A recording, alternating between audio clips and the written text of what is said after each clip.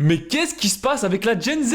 Entre rébellion en tout genre, franchise à tout va et je m'en foutisme aigu, le tout dans un monde qui part en couille complet, c'est la panique totale. Comment ça se fait que paradoxalement, d'un côté, il y a de plus en plus de jeunes qui sont au chômage et qui cherchent du travail, en représentant le plus gros pourcentage des chômeurs? Oh les gars, mais trouver un travail en 2025, c'est pire que d'apprendre le chinois. J'ai envoyé plus de 400 candidatures, j'ai environ 10% de retour. Et quand je parle de retour, c'est surtout des mails automatiques en fait. Ça fait 2 mois que je suis officiellement au chômage. Et au-delà du fait que je commence un peu à en avoir honte, je voulais parler de la galère que j'ai pour obtenir un emploi. Et de l'autre, t'as de plus en plus d'entreprises qui ferment parce qu'ils ont pas assez de monde. Pourquoi cette génération ose dire tout haut ce que tout le monde pense tout bas? Peut-on réellement parler d'une génération indisciplinée, bloquée dans ses réseaux sociaux? Mais ça, de toute façon, c'est encore à cause de vos téléphones. Est-ce vraiment le chaos ou le début d'un renouveau et d'une volonté de changer les choses? Une chose est sûre, c'est que cette nouvelle génération est loin de se laisser marcher dessus. C'est ce que nous allons voir dans cette vidéo. Let's get it! La nouvelle génération, la Gen Z, comme certains diraient. Quand on n'arrive pas à l'heure, on doit s'excuser. Et quand on doit des heures à ses employés, il faut les payer.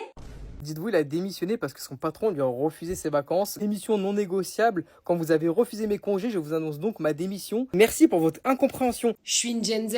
Évidemment que je préfère faire du télétravail chez moi en pyjama plutôt qu'aller au bureau pour voir mes collègues. Je suis une Gen Z. Évidemment que si tu m'appelles après 18h30 sur mon téléphone pro, je vais jamais te répondre. Depuis quelques années, que ce soit au travail, à la télé, à l'école ou encore à la maison, on a tous déjà entendu au moins une fois ce type de phrase. J'ai plein de gens dans les entreprises qui me disent les nouvelles générations sont paresseuses, ils veulent pas travailler. Comme si notre génération c'était que des cancres. Alors pourquoi dit-on que notre génération est le fléau des entreprises? Prenons un cas concret pour illustrer la question. Tu as 22 ans et tu es en alternance dans une entreprise d'environ une vingtaine de salariés et tu travailles pour ton manager, David, 59 ans, 40 ans d'expérience dans la boîte. Il connaît tout de cette entreprise dans le moindre détail. Tous les matins, t'as la même tâche. Recopier des données, remplir un tableau, faire 2-3 calculs, puis envoyer un rapport avant 10h à ton manager. C'est pas très compliqué, mais c'est long et très répétitif. Alors un jour, tu décides de te simplifier la vie. Tu passes un peu de temps le soir à créer une formule, un petit automatisme. Le lendemain, tu testes et en 2 clics, tout est prêt. Le rapport est nickel, les chiffres sont bons et t'as gagné presque 1 heure de ton temps. Et t'es fier.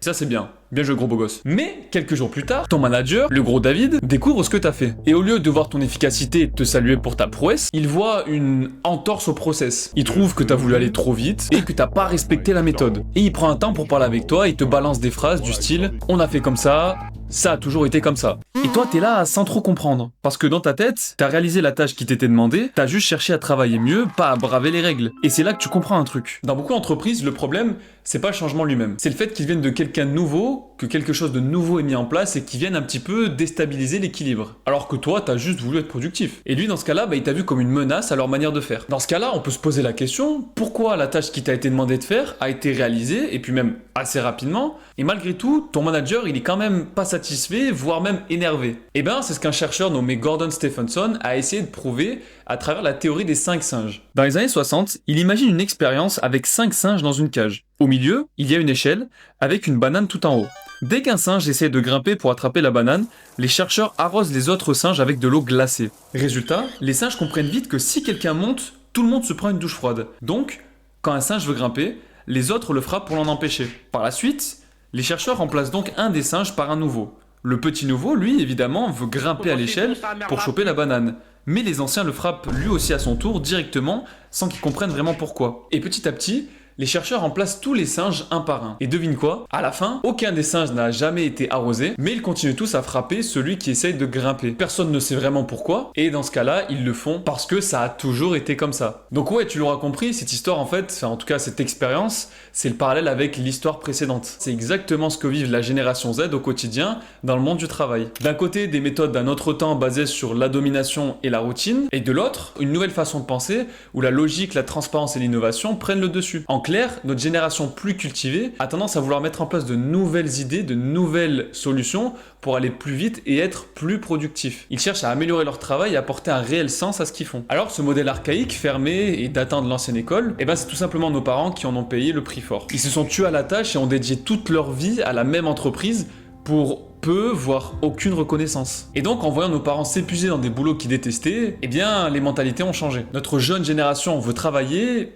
mais pas de la même manière. Travaille 8 heures par jour pour un salaire qui te permet à peine de payer ton loyer et tes dépenses de la vie, qui te permet à peine de vivre. Que dis-je, même survivre, ça motive plus personne. Les boss qui te mettent la pression sur les délais, des priorités dans leur propre intérêt, sans respecter ta vie privée, ça motive plus personne. Les jeunes veulent être respectés et leurs priorités ont changé. Le bien-être et l'accomplissement de soi sont les deux premières raisons avant même l'argent, chose qui n'était pas le cas à l'époque. Avant on disait fais des études pour bien gagner ta vie, avoir un bon salaire. Maintenant c'est plutôt fais des études pour choisir un métier qui te plaît. Et en plus de ça, en voyant défiler sur les réseaux sociaux, tu vois je t'avais dit c'est à cause des téléphones. Oh ta gueule.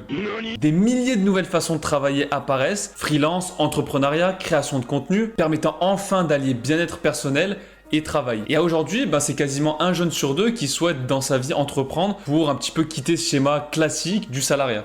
D'où l'explosion ces dernières années de contenu dit business, avec des mecs comme Yomi Denzel, Marcus Lawrence ou encore Anthony Sirius, pour ne citer que les plus connus. Bon, est-ce qu'on peut conclure? Qu'est-ce qu'on peut conclure de tout ça? Est-ce que les jeunes sont des feignants? Est-ce que c'est une génération qui a été matrixée par les réseaux? Est-ce qu'on est une génération perdue? Eh bien, les jeunes ne sont pas devenus feignants ou bien encore égoïstes, comme certains le prétendent, mais cette génération porte sur leur dos le ras-le-bol qu'ont encaissé nos parents, le ras-le-bol d'un modèle archaïque, dépassé, un modèle archaïque qui ne prend plus en compte l'humain, mais uniquement le résultat. Donc, in fine, les préoccupations des jeunes ont réellement changé, ce qui fait que du coup, aujourd'hui, on est dans une phase un petit peu de transition et donc de confrontation entre les millennials et notre génération, la génération Z. Une phase de transition mêlant tension et incompréhension et qui, petit à petit, est en train de révolutionner le monde du travail. Mais au final, ce que cherche vraiment la génération Z à travers ces conflits et ces tensions avec les millennials, c'est surtout un monde du travail ouvert. C'est un monde du travail où chacun y trouve sa place, où chacun y trouve son but, et c'est surtout un monde du travail où vivre sa vie n'est plus une option. En tout cas les amis, je vous remercie d'avoir regardé cette vidéo. Alors on est sur un format un petit peu plus formel, on va être honnête. Mais en tout cas, moi ça me fait toujours autant kiffer de vous faire des vidéos.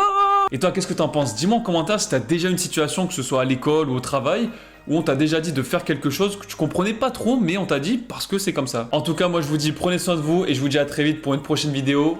Ciao!